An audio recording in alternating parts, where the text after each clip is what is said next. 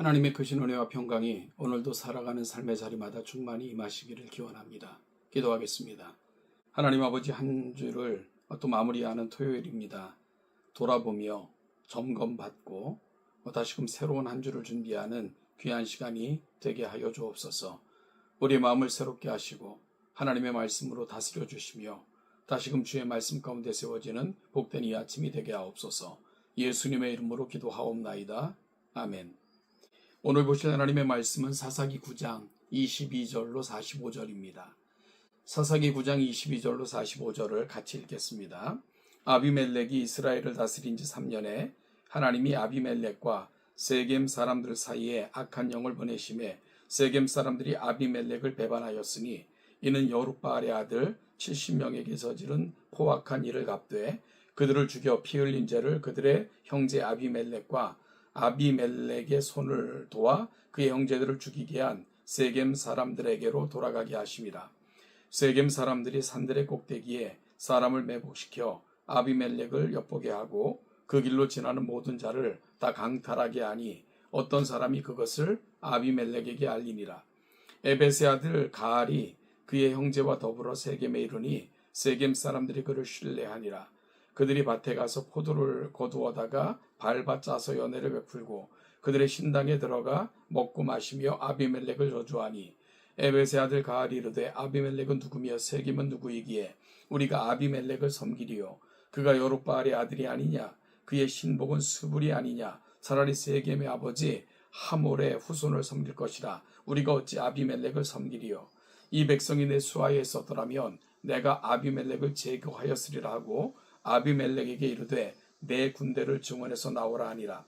그 성읍의 방백 수불이 에벳의 아들 가알의 말을 듣고 노하여 사자들을 아비멜렉에게 가만히 보내 이르되 보소서, 에벳의 아들 가알과 그의 형제들이 세겜에 이르러 그 성읍이 당신을 대적하게 하니 당신은 당신과 함께 있는 백성과 더불어 밤에 일어나 밭에 매복하였다가 아침에 뜰 때에 당신이 일찍 일어나 이 성읍을 엄습하면 가알 및 그와 함께 있는 백성이 나와서 당신을 대적하리니 당신은 기회를 보아 그에게 행하소서 하니 아비멜렉과 그와 함께 있는 모든 방백이 모든 백성이 밤에 일어나 네 때로 나누어 세겜에 맞서 매복하였더니 에벳의 아들 가알이 나와서 성읍 문 입구에 설 때에 아비멜렉과 그와 함께 있는 백성이 매복하였던 곳에서 일어난지라.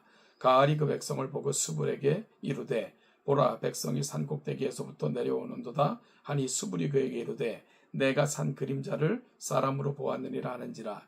가알이 다시 말하여 이르되 보라, 백성이 밭 가운데로 따라 내려오고 또 한때는 무오느님 상수리 나무 길을 따라 오는도다 하니 수불이 그에게 이르되 내가 전에 말하기를 아비멜렉이 누구이기에 우리가 그를 섬기려 하던 그 입이 이제 어디 있느냐. 이들이 내가 없인 여기던 그 백성이 아니냐 청하노니 이제 나가서 그들과 싸우라 하니 가알이 세겜 사람들보다 앞에 서서 나가 아비멜렉과 싸우다가 아비멜렉이 그를 추격하니 그 앞에서 도망하였고 부상하여 엎드러진 자가 많아 성문 입구까지 이르렀더라. 아비멜렉은 아루마에 거주하고 수불은 가알과 그의 형제들을 쫓아내어 세겜에 거주하기 못하게 하더니 이튿날 백성이 밭으로 나오매 사람들이 그것을 아비멜렉에게 알리니라. 아비멜렉이 자기 백성을 세 무리로 나누어 밭에 매복시켰더니 백성이 성에서 나오는 것을 보고 일어나 그들을 치되 아비멜렉과 그때는 돌격하여 성문 입구에 서고 두 무리는 밭에 있는 자들을 돌격하여 그들을 죽이니 아비멜렉이 그날 종일토록 그 성을 쳐서 마침내는 점령하고 거기 있는 백성을 죽이며 그 성을 얼고 소금을 뿌리니라. 아멘. 사사기 9장 22절부터 45절은 기드온의 아들 아비멜렉과 세겜 사람들 사이에 벌어진 배신과 파멸의 과정을 다루고 있습니다. 사사기 핵심 주제가 무엇입니까? 여호와가 참된 왕이시다입니다. 이 주제를 통해 오늘 본문을 살펴보기를 원하는데요.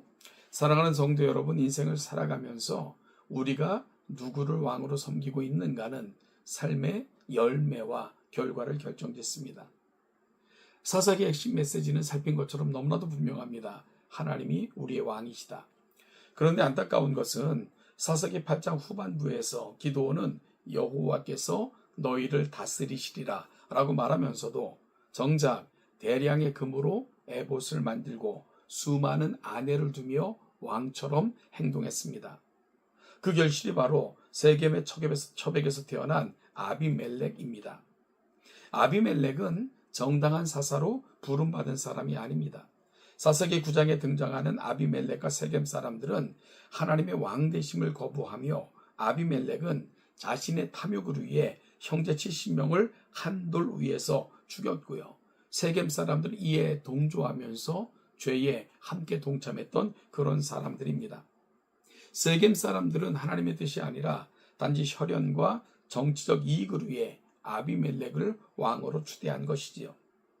결국 사사기 9장은 하나님의 왕 되심을 거부하고 인간이 스스로 왕좌에 앉을 때 사회와 영성이 어떻게 부패하고 자멸하는가 하는 것을 극명하게 보여줍니다. 오늘 본문 23절에 이렇게 시작됩니다. 하나님이 아비멜렉과 세겜 사람들 사이에 악한 영을 보내심에, 이는 하나님이 악의 창조자다 이런 뜻이 아닙니다. 하나님께서 그들의 죄악된 동기와 탐욕을 내버려 둠으로써 요담의 예언대로 그들의 악을 스스로 징벌하는 도구로 사용하시는 통전적 주권과 섭리를 보여주고 있는 구절입니다. 결국 아비멜렉이 이스라엘을 다스린 지 3년이 지났을 때 균열이 시작되었습니다. 하나님께서는 그들의 악행을 잊지 않으셨습니다. 공의의 하나님은 그들이 서로를 향해 품은 악한 동기를 드러내셨습니다. 하나님을 중심에 두지 않은 관계, 오직 이익과 욕망으로 묶인 관계는 오래 갈 수가 없습니다. 상황이 바뀌고 이익이 상충되면 언제든 서로를 향해 칼을 겨눌 수 있습니다. 우리의 삶을 한번 돌아보십시오. 우리는 세상의 유익이나 인간적인 계산으로 관계를 맺고자 하고 또한 내게 유익함을 조차 사람의 관계를 취하기도 합니다. 여러분, 그런데 오늘 본문에서 보여주고 있는 것처럼 하나님이 왕이 되시지 않으신 모든 인간적 야합은 결국은 서로에게 상처와 배반을 남길 뿐입니다. 서로에게 유익하다고 생각했던 것들, 그것을 쫓아갔을 때, 그것이 사라졌을 때는 언제든지 배반하고 균열이 생길 수밖에 없는 것, 인간사의 논리이기 때문에 그렇습니다. 세겜 사람들은 아비멜렉을 버리고 가알이라는 또 다른 인물을 의지했습니다. 세겜 사람들은 하나님을 왕으로 모시지 않았기에 불의하게 세운 아비멜렉을 쉽게 배신합니다. 그들은 또 다른 허풍쟁이 가알을 의지합니다. 하나님을 떠난 인간의 충성은 이처럼 인간의 서로의 이익을 따라 너무나도 쉽게 흔들리고 바뀝니다. 그러나 45절에 보면 아비멜렉은 성을 헐고 그 땅에 소금을 뿌립니다. 소금을 뿌리는 행위는 그 땅을 영원히 폐허로 만들겠다는 주술적 정치적 선언이고요. 이 땅에서 다시는 생명이 자라지 못하겠다고 하는 증오의 표현입니다. 함께 손을 잡고 왕을 세웠던 자들이 이제는 서로를 향해 가장 잔혹한 방법으로 보복하고 흔적을 남기며 파멸해 가고 있었던 것입니다.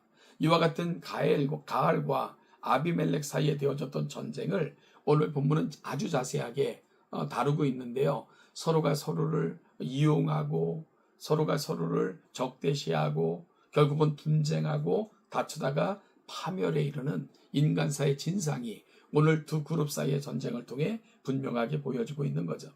이것이 바로 스스로 왕이 되려 했던 자들의 비극입니다. 아비멜렉은 왕의 자료를 탐냈지만 그가 남긴 것은 평화가 아니라 피비린내 나는 참극과 폐허뿐이었습니다.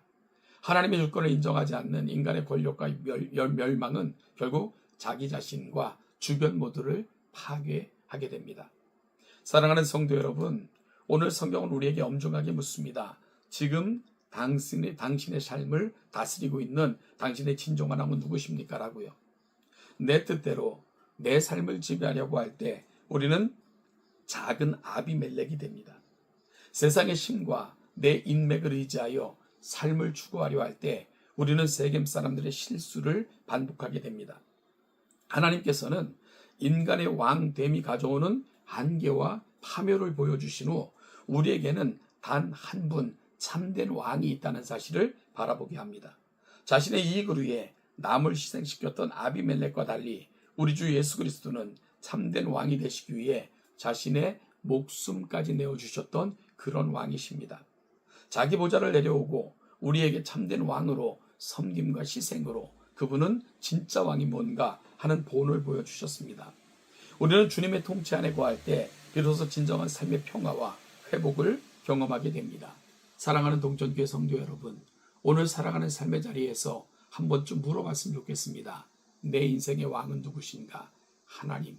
그분이 우리 인생의 왕이 돼서 그분의 선명한 기준으로 사람을 대하고 내 삶의 방식을 만들어가는 복된 성도들, 우리 동천의 성도들 되시기를 주님의 이름으로 축복합니다.